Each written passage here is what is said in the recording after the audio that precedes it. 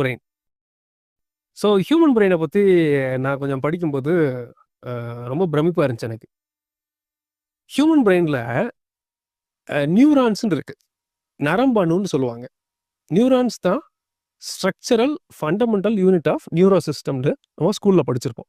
நம்ம ஸ்கூலில் படிச்சிருக்கோன்றது உண்மைதான். பொதுவாக அந்த மெடிக்கல் டேர்ம் வரும்போது டாக்டர் சொல்கிறதே பேஷண்ட்ஸ்க்கு புரியாது.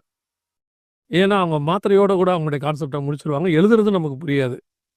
அதெல்லாம் புரியாது. இப்போ நீங்கள் சொன்னதை கொஞ்சம் தெளிவாக சொல்லிட்டீங்கன்னா அவங்களுக்கு புரியும். அதனால நம்மளும் டாக்டர் மாதிரியே சொல்லிட்டோம்னா, ஏற்கனவே நம்ம தேங்க்ஸ் ஃபார் இன்விடேஷனுங்கிறதே தமிழில் சொல்லுங்கன்னு சொல்லிட்டு இருக்கிறாங்க ஒரு குரூப்பு.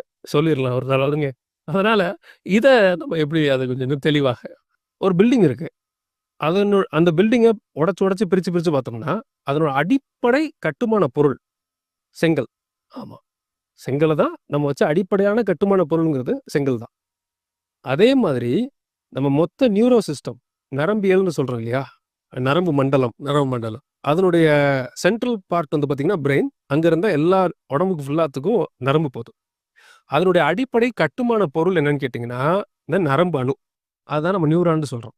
அது மாதிரி மூளைக்குள்ள மட்டும் க்ளோஸ் டு 8600 கோடி நியூரான் இருக்கு.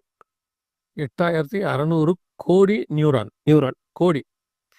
ஓகே, சிம்பிளாக சொல்லணும்னா ஒரு பில்டிங்கை கட்டுறதுக்கு ஒரு 1,00,000 செங்கல் ஆயிருக்குன்னா, அது மாதிரி இந்த 8600 கோடி நரம்பணு சேர்ந்தது தான் மூளைங்கிறது. இந்த ஒரு மூளைக்கு மட்டும் 1250 கிராம் இருக்கக்கூடியதான அந்த ஒரு மூளைக்கு இத்தனை கோடி நியூரான்ஸ். 600 கோடி நியூரான்ஸ்.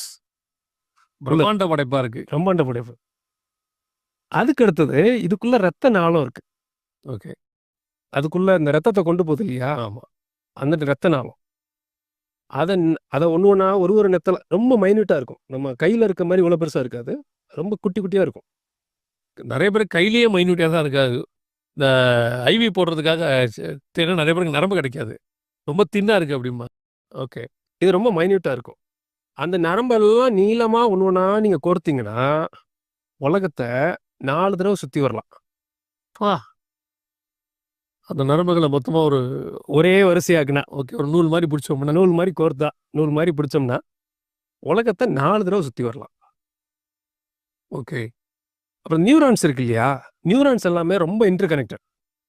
எப்படி ஒரு பில்டிங்கில் செங்கல் எல்லாம் சேர்ந்து ஒரு செவராக இருக்கும், அது மாதிரி இந்த உள்கட்டமைப்பு இருக்கு இல்லையா, ஒரு நியூரானும் அப்ராக்சிமேட்லி இன்னும் ஆயிரக்கணக்கான நியூரான்ஸோட கனெக்ட் ஆகிருக்கும். 8600 கோடி நியூரான்ஸும் ஒவ்வொன்றும்